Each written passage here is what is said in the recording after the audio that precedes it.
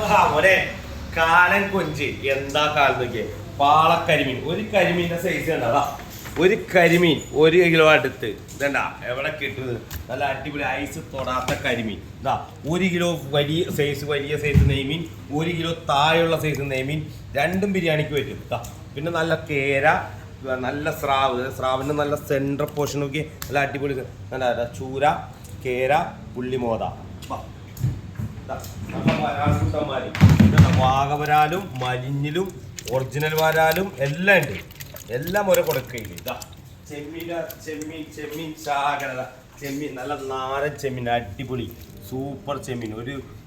ഒരുപാട് വലിയ സൈസ് അല്ലെങ്കിൽ ഇതാ നല്ല നാടൻ അയല പ്രാഞ്ഞില് ആവോലി വട സൈസും അതിൻ്റെ തൊട്ട് ചെറിയ സൈസും കറുത്താവോലി ഒരു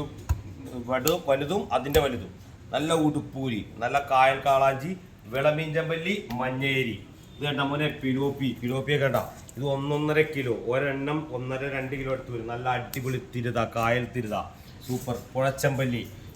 പുഴച്ചമ്പല്ലി നല്ല നാടൻ ചാള മീറ്റാക്കി തരും നല്ല കൊഴുവ